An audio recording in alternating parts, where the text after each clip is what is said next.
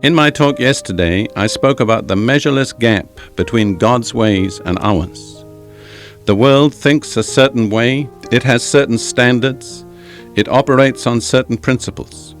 But what God reveals in His Word is directly contrary to all this. God views things from a totally different standpoint. One of the priceless blessings of the Bible is that it enables us to see things from God's point of view. This applies to God's view of strength and man's view of strength. God's standard and man's standard are directly opposite to each other. This naturally leads us to ask, what is God's standard of strength? I believe this question is answered in one verse of Romans. Romans 15, verse 1. Paul says, "Now we who are strong ought to bear the weakness of those without strength, and not just please ourselves." When God first opened my eyes to see how He measured strength, it made a profound and lasting impact on me.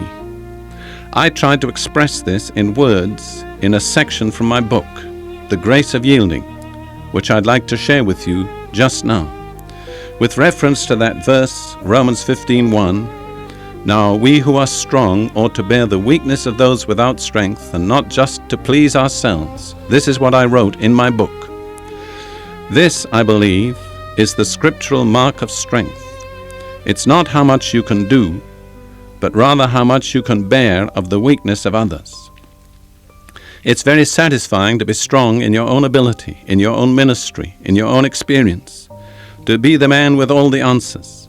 But that really doesn't require much spiritual strength. It does require spiritual strength to bear the weaknesses of others. I believe that spiritual strength is measured by God and by the Scriptures in proportion to the amount that we are able to support and bear the weaknesses of other people. For me personally, that has never been easy. This is the exact opposite of the spirit of this age. The spirit of the age is, get what you can for yourself. Let the weak take care of themselves. I've been meditating recently on the whole question of abortion, which to me is a most horrible, hateful evil. But if you discuss this with people, they'll justify it on the grounds that many unwanted children are not born into the world, maybe illegitimate children, or children that are the result of problem homes or unsuitable mothers. They are never born. We just kill them off before they come out of the womb.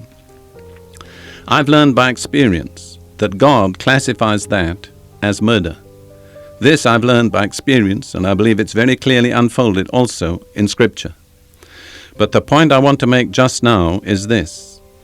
Once we begin to make what suits us the measure of what is right, we're on a slippery path that goes downward to a horrible mess. Very, very quickly, other issues will follow. What about the child that is born hopelessly handicapped, that will never be more than a vegetable?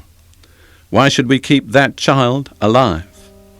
Already in the state of California, there has been a case before the courts of parents who deliberately did not feed a child that was born hopelessly incapacitated. They just allowed it to die. When we've dealt thus with the handicapped, we'll then proceed to deal the same way with the aged, the mentally sick, and so on. One after another, they will be written off in the name of humanity. I want to point out to you that this is not the Christian answer. It's not the Christian answer not merely because abortion is forbidden by God, but also because the attitude behind it is totally unchristian.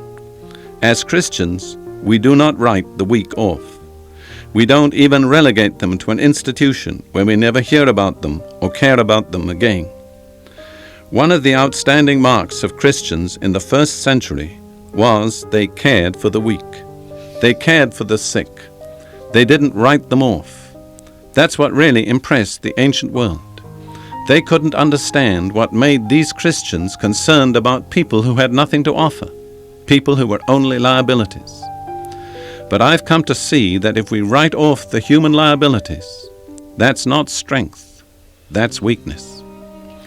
It's the people who are liabilities. It's the incapacitated. It's the infirm. It's the weak believers who are the test of our spiritual strength.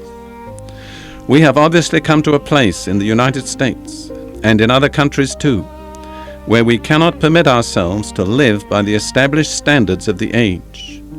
If I'm a Christian, my first motive is not to get away with as much as I can legally get away with. My first motive is to please Jesus Christ in all that I do. Once we begin to live by seeking to please Jesus, we will inevitably lead a life that is completely different from that of the unconverted around us. We won't need to peddle a lot of doctrine, for in itself, pleasing Jesus will make us different.